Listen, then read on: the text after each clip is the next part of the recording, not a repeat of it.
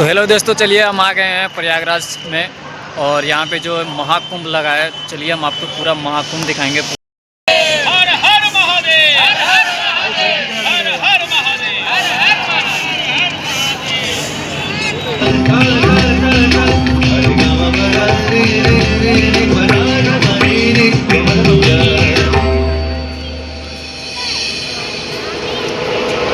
प्रयाग में से मनुष्य मुक्ति का अधिकारी बन जाता है और इसमें किंचित भी संदेह नहीं है।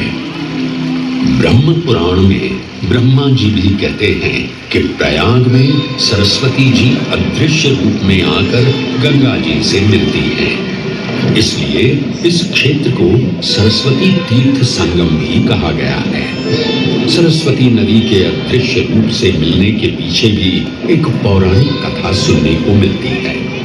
ऐसा माना जाता है कि बद्रीनाथ क्षेत्र की गुफाओं में जब वेद व्यास जी भगवान गणेश को महाभारत की कथा सुना रहे थे, तब उस क्षण सरस्वती जी हिम शिखरों से टकराते हुए अपना मार्ग बनाती हुई बड़ी ही तीव्र गति से बह रही थी। सरस्वती नदी के इस तेज बहाव से उत्पन्न होने वाली तेज ध्वनि वेद व्यास जी का ध्यान भंग कर रही थी। इसलिए महर्षि वेद व्यास जी ने सरस्वती जी से वेग और ध्वनि को कम करने का आग्रह किया, परंतु उनके अनुरोध उपरांत भी जब सरस्वती नदी के वेग एवं ध्वनि में कोई कमी नहीं हुई तो उन्होंने क्रोधित होकर सरस्वती जी को श्राप दे दिया और कहा कि वे अब धरती के भीतर यानी कि पाताल लोक में प्रवाहित होंगी। तब से ये माना जाता है कि हिम शिखरों से उद्गमित हुई सरस्वती नदी उत्तराखंड के माना गांव से आगे अपने अदृश्य रूप में प्रवाहित होती है।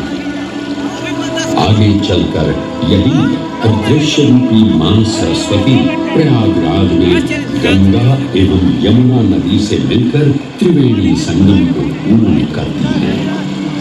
ये प्रयाग नगरी पवित्रता का उद्गम है, जिसके अंश हमें वेदों एवं पुराणों में भी मिलते हैं, जिनमें वर्णित है सुरों असुरों द्वारा हुआ समुद्र मंथन।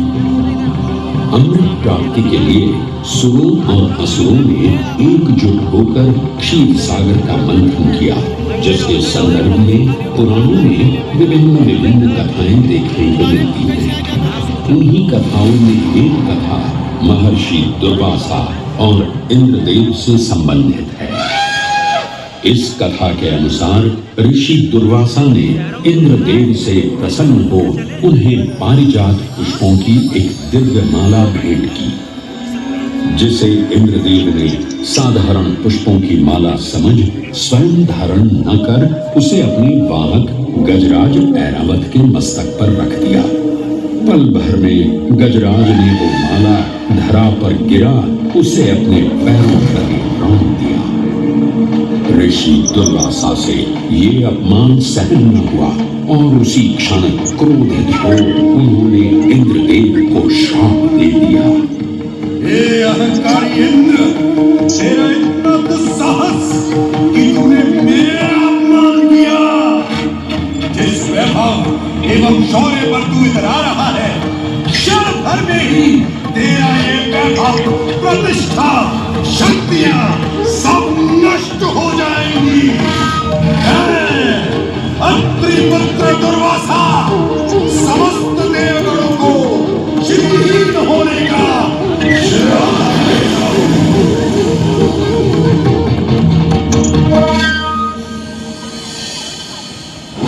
इस श्राप के परिणाम स्वरूप स्वर्गलोक से लेकर वैकुंठ धाम तक का सारा वैभव चला गया।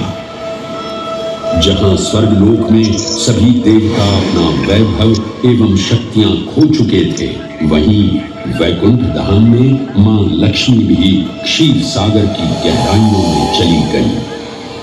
उनके जाते ही सृष्टि का संतुलन बिगड़ने लगा एवं असुर राजा बलि ने तीनों लोक अपने अधीन कर लिए। ये सब देखकर सभी देवतागण अपने श्राप के निवारण हेतु भगवान विष्णु की शरण में जा पहुंचे और कहने लगे, हे पालनहार, हे स्वामी, अब आप ही हमें इस श्राप से मुक्त होने का मार्ग बता सकते हैं, अन्यथा हम अपनी शक्तियों से सदैव वंचित ही रहेंगे और युद्ध में कभी भी असुरों का सामना नहीं कर पाएंगे। बस यही चलिए।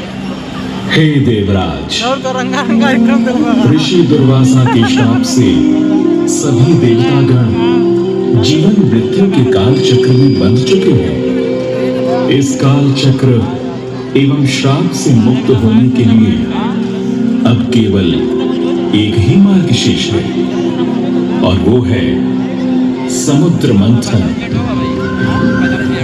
इस समुद्र मंथन से निकलने वाले रत्न ही आपके खोए हुए यश, वैभव और कीर्ति को पुनः स्थापित करेंगे।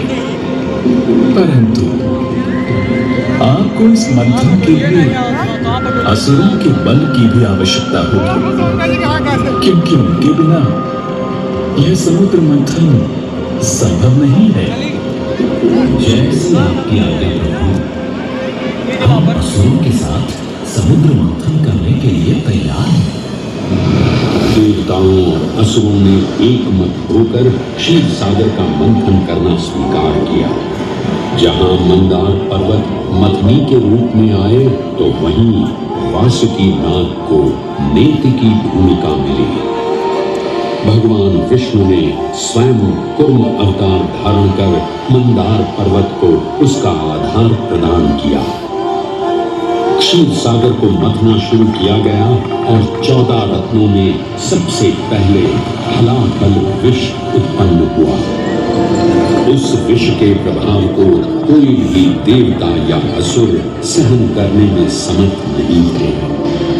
इस कालकूट विष से सृष्टि का विनाश हो सकता था।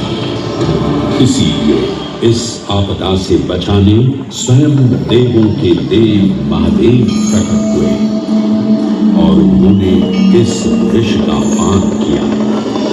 ये सब देख मां पार्वती ने विष को भगवान शिव के कंठ तक ही रोक दिया।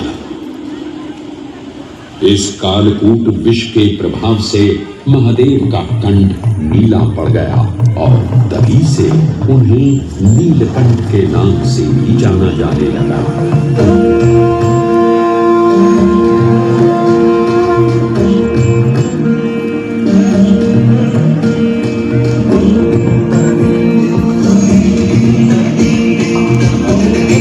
कैसे